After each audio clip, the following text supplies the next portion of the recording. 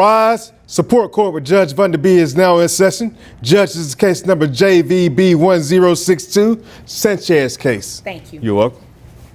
You all may be seated. Okay, Mr. Sanchez, you brought this case before the court. What's going on? Okay, Your Honor. I'm want to sue her for child support because, my kids are always with me, and she's always at work. She's always working for the hospital. We said back then that we could do this together as one. I went so much as far as swapping complete schedules. I started doing overnight shift now, just so I can be there for my kids and everything. And she was supposed to be working for mornings, which she was, but she volunteered for more hours. And even when she's not at work, she's just never home.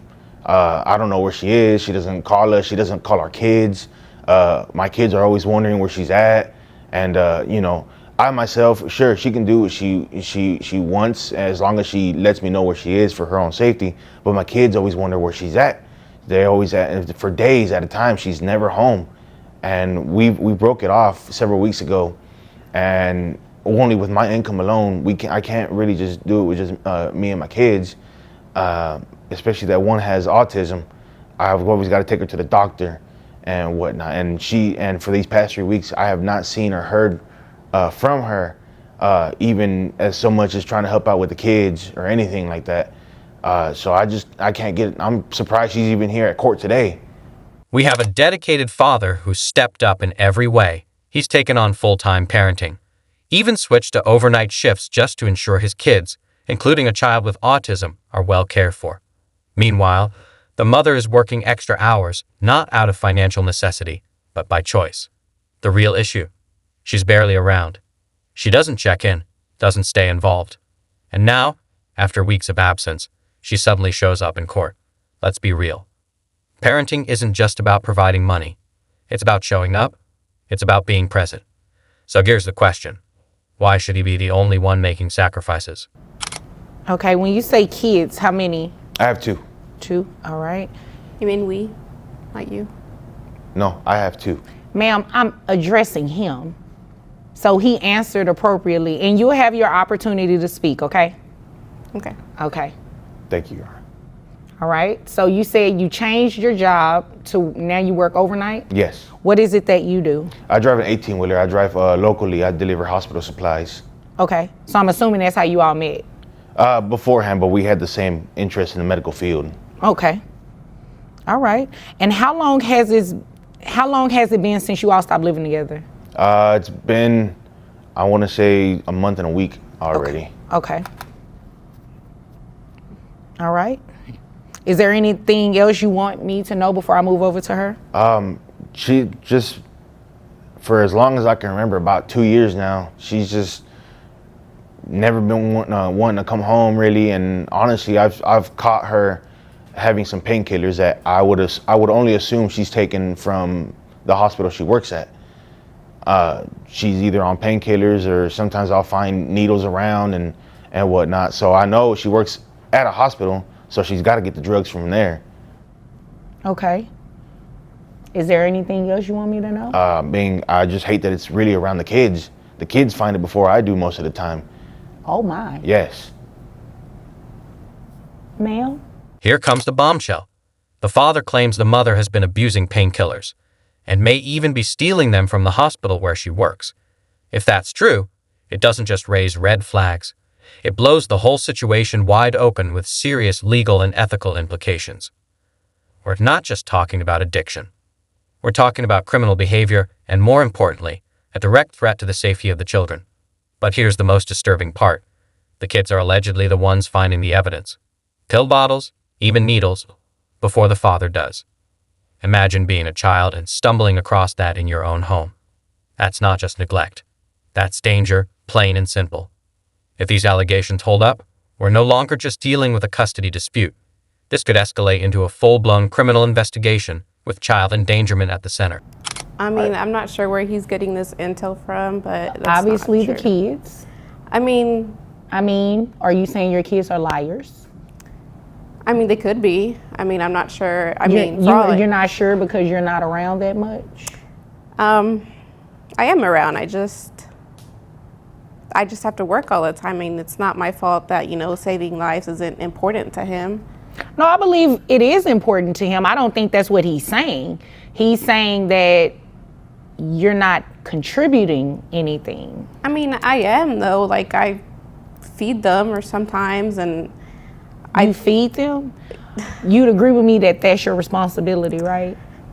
She brings them fast food and leaves again. okay, but it's food, though.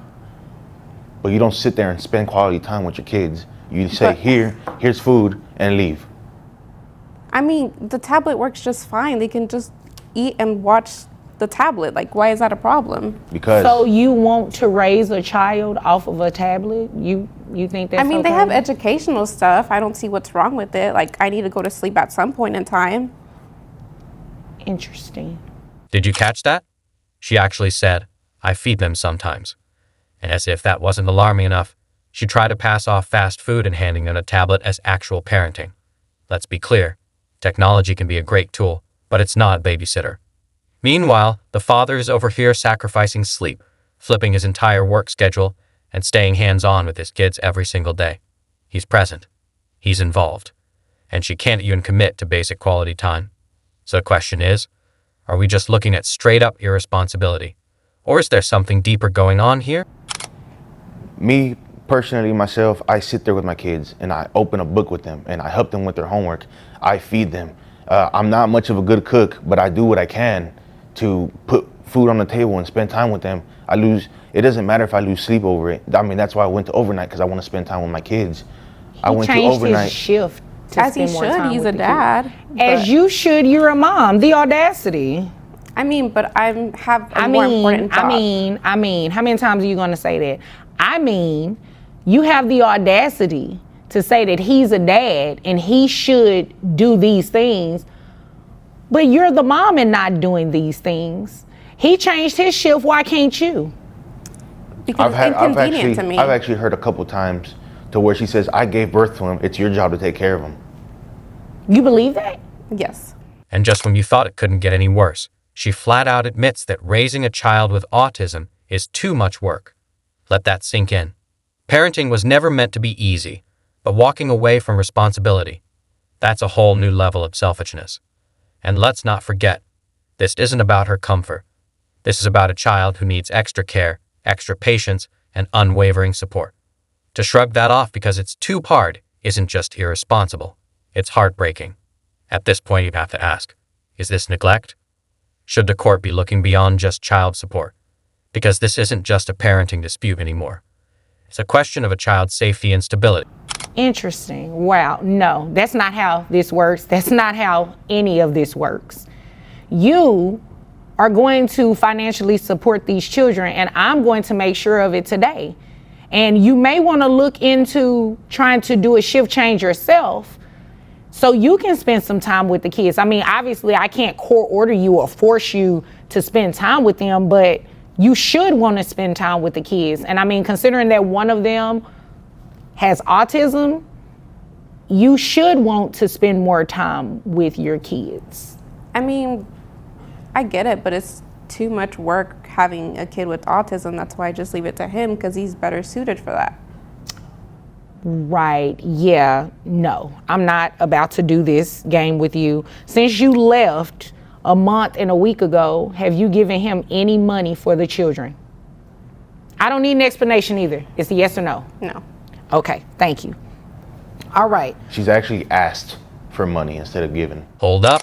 Did she really say he has to give her money? I had to replay that part because the level of delusion is unreal.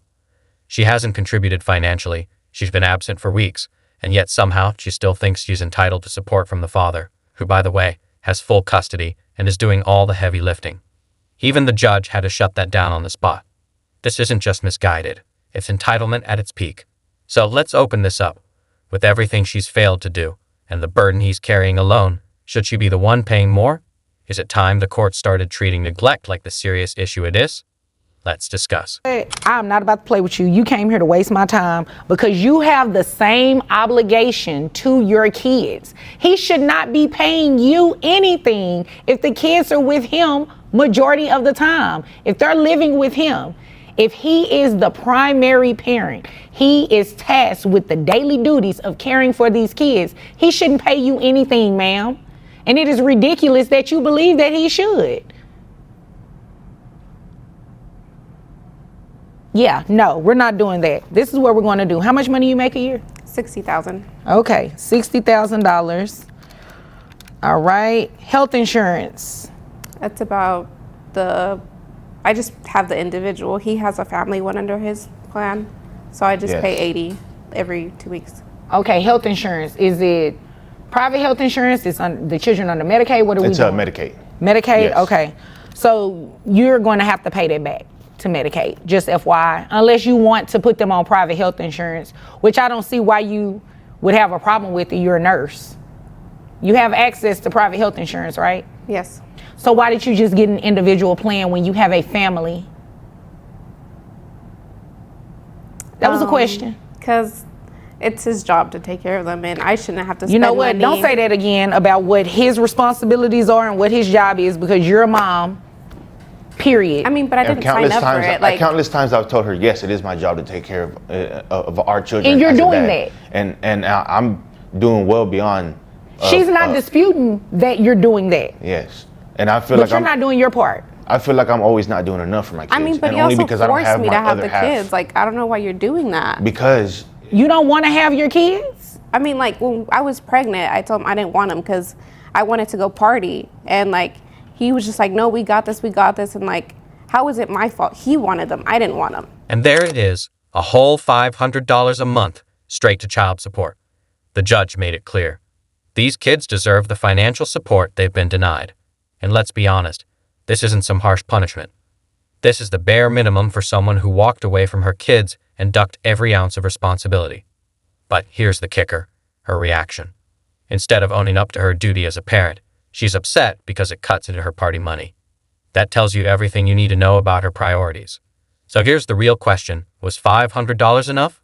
Or should the court have sent an even louder message? no, we've talked about having kids and we've wanted kids. I know, but, once like, she when we got were pregnant, older, once she got not right pregnant and now. she knew she couldn't do what she needed anymore, or really what she wanted anymore, then it was just, oh, this baby's really an inconvenience to our lives. I mean, but you know This what I child like to support party. payment is about to be an inconvenience to you as well, because you're going to pay child support. Whether you wanted them or not is beside the point. You had them, they are here, they are your responsibility just as much as they are his responsibility. So $60,000 a year. I have your gross set at $5,000. Your net is $4,101.87. Medicaid reimbursement based on 9% of your gross is $450. Do you think you can get health insurance through your employer that's cheaper than that for the children? I mean, I guess. I don't know. You don't want to look into it? Not really. we work for the same company. Yes, she does. Oh, okay. So this is what we'll do. You just go ahead and pay that, and you can roll your eyes all you want to. I can roll my eyes too. We're just going to have you reimburse Medicaid that full $450. So that brings your monthly child support obligation for 2 children to $1,025 plus the $450 reimbursement to Medicaid for $1,475. Now, it looks like Dad also requested for you to pay back pay for that month in a week that you left and haven't given the children anything. I'm going to grant his request. So you have arrearages in the amount of $1,475. That's to be paid at $25 a month. So your monthly child support obligation, including the back pay, is $1,500. You have any questions about anything I just said? I mean, I just feel like it should be less. What am I going to be left with to party with? Like, what am I going to do? I don't know, maybe pick up some extra shifts or work a part-time job. Or take care of your kids. You know, if she doesn't want to take care of her kids, I really don't care at this point. I just want to make sure he gets some financial assistance. I mean, but he makes enough money. And I mean, you make enough money too. So again, do you have any questions about anything I just said? No. Okay. You have any questions, sir? No. Okay. Well, if there's nothing further, you all are dismissed. Thank you, Your Honor. You're welcome.